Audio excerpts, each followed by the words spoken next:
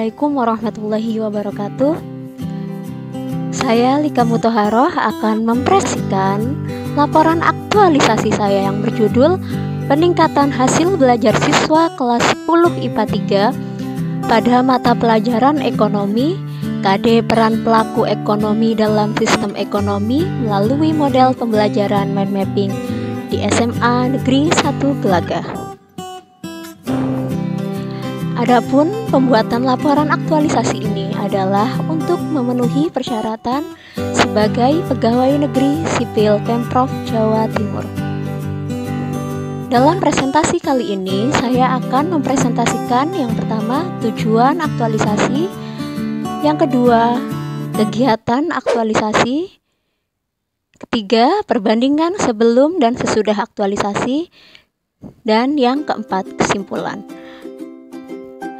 Adapun tujuan utama dari aktualisasi yang saya lakukan adalah untuk peningkatan hasil belajar siswa kelas 10 IPA 3 pada KD Peran Pelaku Ekonomi dalam Sistem Ekonomi. Tahapan kegiatan aktualisasinya terdiri dari yang pertama, melakukan identifikasi dan analisis terhadap isu-isu yang ditemukan di unit kerja. Yang kedua, melakukan konsultasi dan diskusi dengan mentor terkait rancangan aktualisasi. Yang ketiga, menyusun media pembelajaran mind map, lembar pretest dan posttest. 4. Melakukan konsultasi dengan mentor terkait media pembelajaran mind map, lembar pretest dan posttest yang telah dibuat. Yang kelima, melakukan koordinasi dengan tim kurikulum serta guru ekonomi sejawat mengenai media pembelajaran mind map yang telah dibuat dan juga lembar pretest dan posttest. Yang keenam, melaksanakan pretest terhadap peserta didik. Yang ketujuh, melakukan pembelajaran dengan media pembelajaran mind map. 8. Melaksanakan evaluasi hasil pembelajaran menggunakan media pembelajaran mind map. Dan yang terakhir adalah menyusun laporan kegiatan. Adapun kegiatan yang pertama adalah melakukan identifikasi dan analisis terhadap isu-isu yang ditemukan di unit kerja. Pada kegiatan ini, peserta memaparkan rancangan isu yang akan dibuat dan meminta masukan dari coach. Adapun tahapan kegiatannya antara lain mengidentifikasi isu-isu yang muncul di tempat kerja, memaparkan isu-isu yang muncul di tempat kerja, memvalidasi isu-isu tersebut dengan menggunakan pendekatan AKPL. Lalu selanjutnya 3 peringkat tertinggi dianalisis lagi dengan menggunakan pendekatan USG. Adapun output dari kegiatan ini adalah 1. Mendapatkan 5 isu yang ditemukan di unit kerja. Kedua, mendapatkan 1 isu penting untuk dicarikan solusi dengan menggunakan rancangan aktualisasi. Untuk pelaksanaan kegiatan pertama adalah dimulai tanggal 23 Agustus sampai dengan 28 Agustus 2021. Kegiatan kedua, melakukan konsultasi dan diskusi dengan mentor terkait rancangan aktualisasi.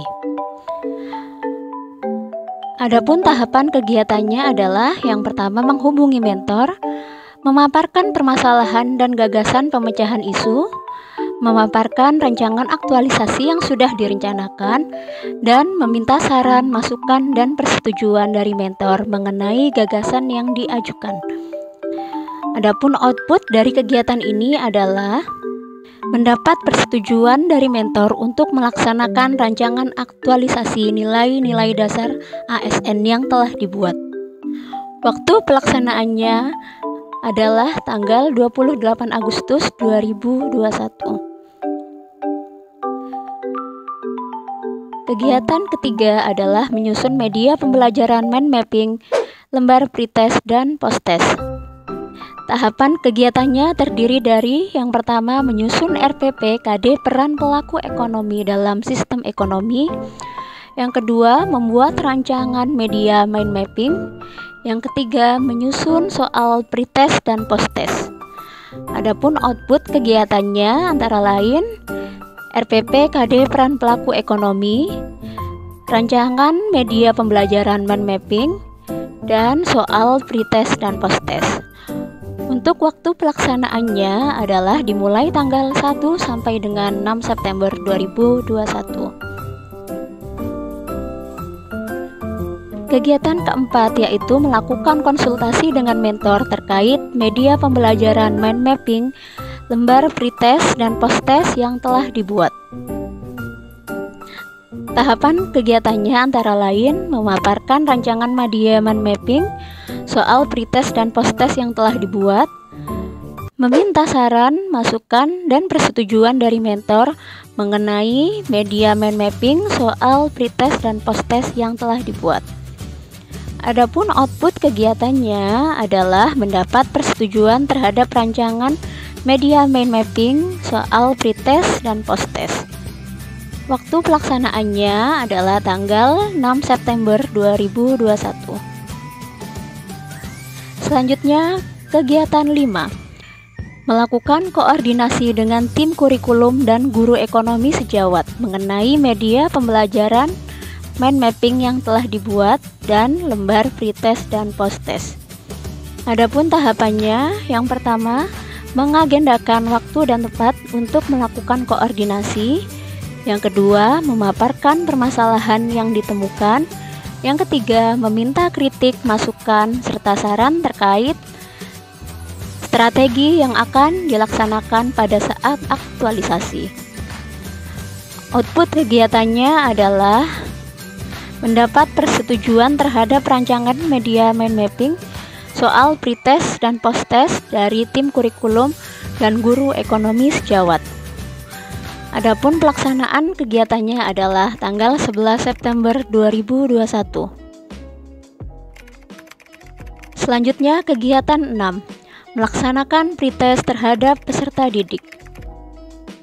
Pada kegiatan ini dilaksanakan pemberian soal pretest untuk mengetahui pemahaman peserta didik terkait materi sebelum melaksanakan model pembelajaran mind mapping. Output kegiatannya adalah nilai pretest peserta didik sebelum melaksanakan model pembelajaran mind mapping. Waktu pelaksanaannya adalah tanggal 11 September 2021. Selanjutnya, kegiatan 7. Melakukan pembelajaran dengan model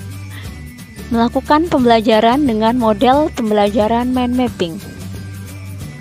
Tahapan kegiatannya, yang pertama, mempersiapkan kelas, melakukan pembelajaran mapel ekonomi dengan model pembelajaran mind mapping, dan yang ketiga, meminta siswa untuk mengkonstruk sendiri daya berpikirnya sesuai dengan mind map yang telah ditampilkan.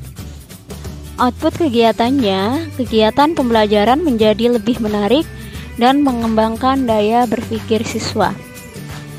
Waktu pelaksanaan kegiatan 7 adalah dimulai tanggal 13 sampai dengan 25 September 2021.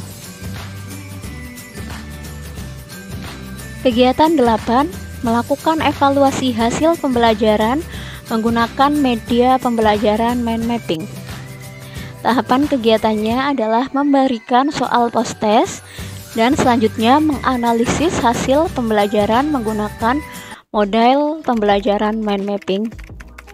Output kegiatannya hasil evaluasi pembelajaran dengan menggunakan model pembelajaran mind mapping dan diperoleh data sebagai berikut. Dari hasil nilai pretest, terdapat satu siswa yang mendapat nilai antara 0 sampai 25, 23 siswa mendapat nilai 51 sampai dengan 75, dan 12 siswa mendapat nilai 76 sampai 100. Artinya, ada sebanyak 24 siswa yang masih mendapat nilai di bawah KKM, dan 12 siswa mendapat nilai di atas KKM. Dan dari hasil nilai posttest, terdapat 5 siswa yang mendapat nilai di antara 51 sampai 75 dan 31 siswa mendapat nilai antara 76 sampai 100. Hanya sebanyak 5 siswa yang mendapat nilai di bawah KKM dan 31 siswa telah mendapat nilai di atas KKM. Adapun pelaksanaan kegiatan evaluasi atau pelaksanaan post-test adalah tanggal 27 September 2021. Selanjutnya, kegiatan 9, yaitu menyusun laporan kegiatan. Tahapan kegiatannya adalah mengumpulkan data dan bukti pendukung laporan, melakukan konsultasi dengan mentor mengenai hasil aktualisasi, dan mencetak laporan kegiatan. Output dari kegiatan ini mendapat hasil evaluasi pemanfaatan model pembelajaran mind mapping. Adapun pelaksanaannya dimulai tanggal 1 sampai dengan 8 Oktober 2021. Selanjutnya, perbandingan sebelum dan sesudah aktualisasi. Sebelum dilaksanakan aktualisasi ini, terdapat gagasan atau isu kurang efektifnya pembelajaran jarak jauh yang disebabkan oleh siswa sudah merasa bosan dengan model dan media pembelajaran yang digunakan, sehingga mengakibatkan hasil belajar yang diperoleh siswa rendah. Yang kedua, hasil nilai pretest dari 36 peserta didik di kelas 10 IPA 3 menunjukkan hasil nilai belajar yang rendah. Terdapat 24 siswa yang masih mendapatkan nilai di bawah KKM. Dengan rincian, satu siswa mendapat nilai di antara 0 sampai 25, 23 siswa mendapat nilai 51 sampai dengan 75, dan 12 siswa mendapat nilai 76 sampai 100. Selanjutnya, kondisi setelah dilaksanakan aktualisasi ini adalah penerapan model pembelajaran mind mapping dengan menggunakan media e-Mindmap Ultimate sehingga meningkatkan daya berpikir siswa. Hasil nilai post-test dari 36 peserta didik menunjukkan adanya peningkatan hasil belajar, yaitu hanya 5 siswa yang masih mendapatkan nilai di bawah KKM.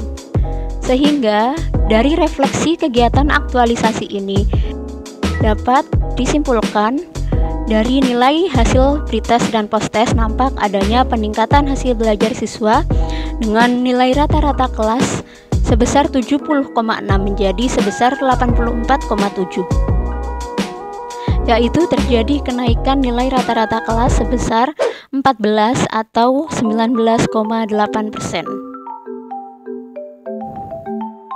Terakhir, kesimpulan dari pelaksanaan aktualisasi ini, yang pertama, berdasarkan hasil analisis dan evaluasi pretest dan post-test yang dilaksanakan sebelum dan sesudah pembelajaran dengan menerapkan model pembelajaran mind mapping, diperoleh data dari hasil nilai pretest dan post-test mendapat nilai rata-rata kelas sebesar 70,6 menjadi 84,7. Rata-rata kenaikan nilai peserta didik adalah sebesar 14 atau 19,8%.